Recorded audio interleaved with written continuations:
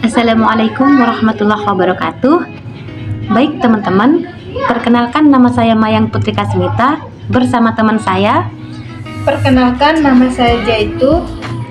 Di sini kami akan membahas mengenai unsur semantik dan jenis makna. Yang pertama, pengertian semantik.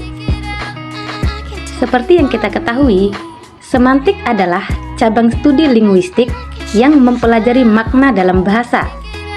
Semantik memeriksa bagaimana kata-kata, frase, dan kalimat dalam bahasa memiliki makna yang dapat dipahami dan digunakan oleh penutur bahasa.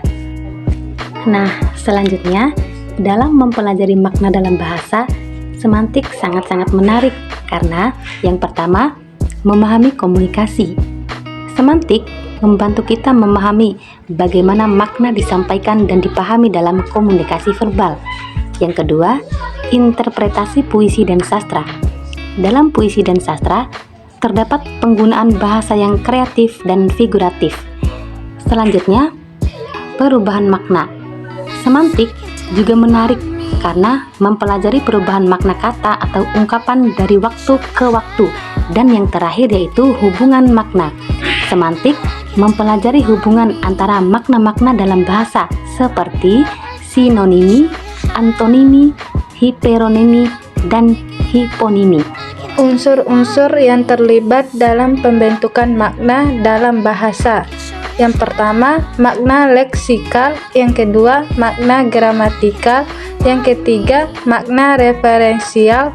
Yang keempat, makna konotatif. Yang kelima, makna idiomatik. Yang keenam, makna kolonikasine. Jenis-jenis makna dalam bahasa.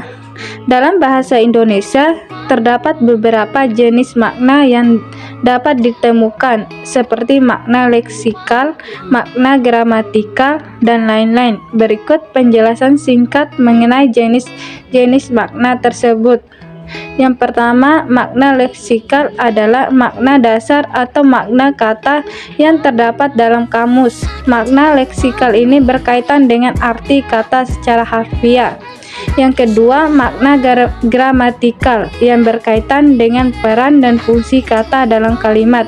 Yang ketiga, makna denotatif adalah makna yang berkaitan dengan arti literal atau arti yang tercantum dalam kamus.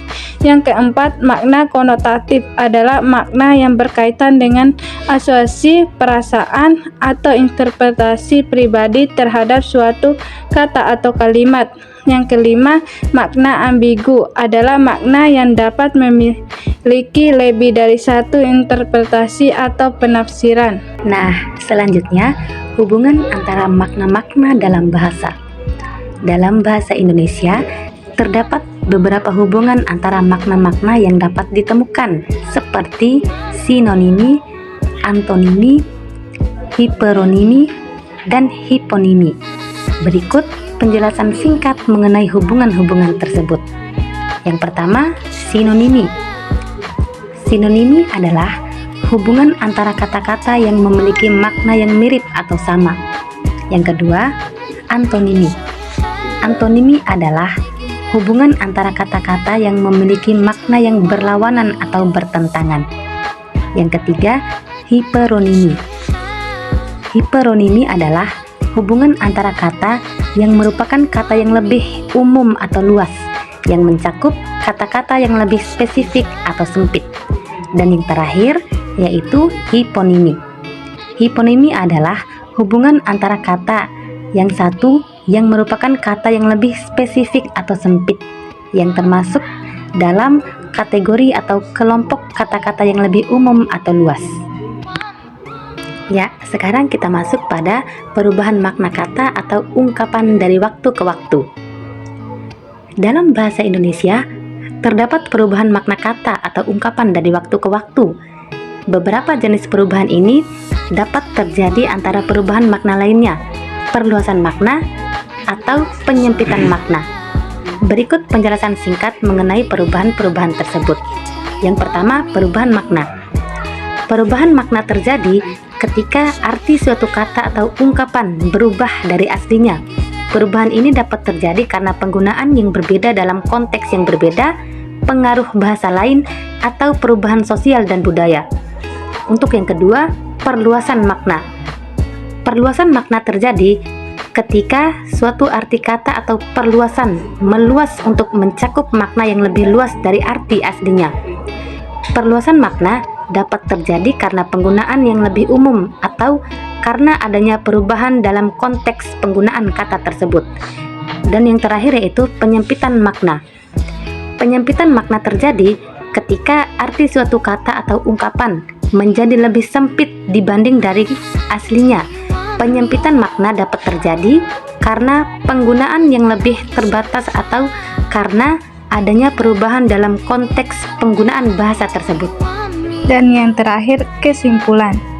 Dapat disimpulkan bahwa terdapat beberapa jenis makna dalam bahasa, seperti makna leksikal, makna gramatikal, makna kultural, dan lain-lain. Makna leksikal adalah makna dasar atau makna kata yang terdapat dalam kamus. Makna gramatikal berkaitan dengan peran dan fungsi kata dalam kalimat.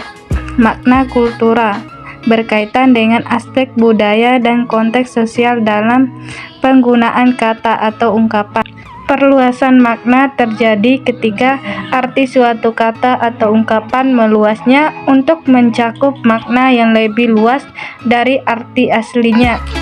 Penyempitan makna terjadi ketika arti suatu kata atau ungkapan menjadi lebih sempit dari arti aslinya.